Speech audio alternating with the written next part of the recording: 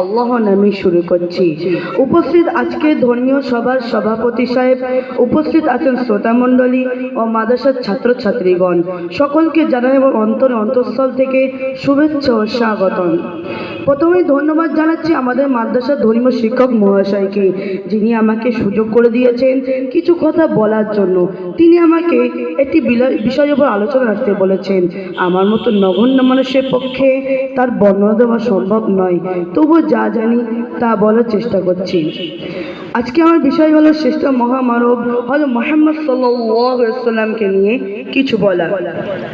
আল্লাহ পাক কোরআনের মধ্যে ইরশাদ করেন, ওয়ামা আরসালনাকা ইল্লা রাহমাতাল লিল আলামিন। হে নবী, আমি আপনাকে পৃথিবীর রহমত স্বরূপ প্রেরণ করেছি।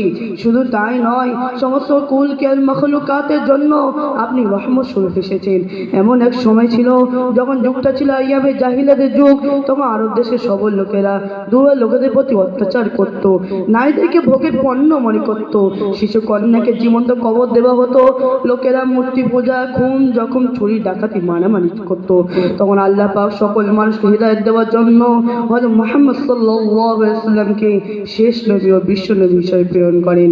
570 খ্রিস্টাব্দে 12 রবিউল আউয়াল শবে সাদিকের সময় সোমবার আরবের বিখ্যাত কুরাইশ বংশে বনু হাশিম গোত্রে হযরত মুহাম্মদ সাল্লাল্লাহু আলাইহি ওয়াসাল্লাম জন্মগ্রহণ করেন। পিতার নাম আব্দুল্লাহ এবং মাতার নাম আমিনা। জন্মের আগেই পিতা আব্দুল্লাহ ইন্তেকাল করেন। জন্মের 6 বছর পর মাতা আমিনা ইন্তেকাল করেন। এটি নবীর দায়িত্ব নেন দাদা আব্দুল মুত্তালিব। কিন্তু দুঃখের বিষয়, হযরত মুহাম্মদ সাল্লাল্লাহু আলাইহি ওয়াসাল্লাম যখন 8 বছর বয়স, তখন দাদা আব্দুল মুত্তালিব ইন্তেকাল করেন। তারপর দায়িত্ব নেন চাচা আবু তালিব।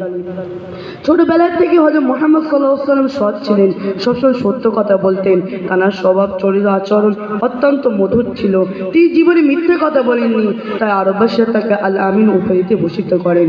হযরত মুহাম্মদ সাল্লাল্লাহু আলাইহি ওয়াসাল্লাম চাচা আবু তালিবের সঙ্গে কর্মজীবনে প্রবেশ করেন। 20 বছর বয়স থেকে বাণিজ্যের উদ্দেশ্যে নানা স্থানে যেতেন। প্রথমে বাণিজ্যের উদ্দেশ্যে সিরিয়ায়, সেই সময় খাদিজা রাদিয়াল্লাহু তাআলা আনহার ব্যবসায় দায়িত্ব গ্রহণ করেন।